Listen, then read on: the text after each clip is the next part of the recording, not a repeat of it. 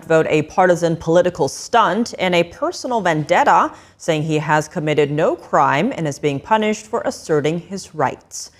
Joining us now is John Malcom, Vice President of the Meese Institute for the Rule of Law at Advancing American Freedom. John, thank you so much for joining us. Do you think holding Fauci in contempt and a criminal referral for pleading the fifth in this circumstance was the right move? Well, it was an inevitable move. Rand Paul telegraphed that ahead of time, that that's what was going to happen if Dr. Fauci invoked the fifth. And now we have to see whether the Department of Justice, Jeanine Pirro, who's the U.S. Attorney in the District of Columbia, will file charges against him. I believe that she will. And then it's really going to be up to the judge to whom the case is assigned to decide whether Anthony Fauci, had the right and properly invoked his Fifth Amendment rights or didn't.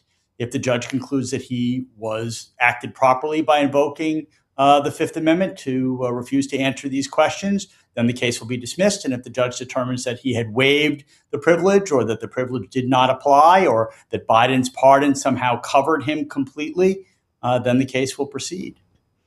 And what do you think Fauci's best defense is right now? What should his team be doing? Well, I think that he is going to say, look, I had at least two good reasons to assert my Fifth Amendment rights. One is, yes, I had this blanket pardon from former President Joe Biden, but both Donald Trump and a majority of the House Oversight Committee, which issued a very extensive report, have made the argument that the last-minute Biden pardons, which included him, Fauci, are null and void because they were done with an auto pen by Biden staffers without the president's knowledge or awareness. His second argument is a whole bunch of state attorneys general have now announced that they are going to initiate criminal investigations against Dr. Fauci, and the Biden pardon would not cover violations of state criminal laws. It would only cover violations of federal criminal laws. Now, Senator Paul said his decision to bypass a full Senate vote isn't typical, and Senator Langford warned against this becoming the norm in future administrations. Do you think this is a significant concern? Well, I think it was a reality. Well, the rule does not say that there has to be a full Senate vote. That is the practice. There has to be a report made to the full Senate. But if the full Senate were to vote on this matter, it would be subject to the filibuster. And I think Rand Paul came to the conclusion that there was no way that enough Democrats were going to cross over to reach the 60 vote threshold to cut off debate so that they could then take a vote on whether to support that contempt citation. And John, the Senate Investigations Subcommittee announced it has a copy of Fauci's government phone, and Senator Ron Johnson says their investigation is just beginning. Given Fauci's pardon, is there anything he needs to be worried about here? Yes, I think that's right. He testified under oath in depositions that were run in cases involving the states, so that he could be potentially charged with perjury for lying during those depositions. And if that pardon is nullified, then he may be, subject to charges for perjury for past testimony that he's given, for misuse of government property, by having his staffers apply for awards for him that netted him nearly $900,000. There are entries in his diary that indicate that he may have destroyed some government records, emails and the like, and asked others to do the same.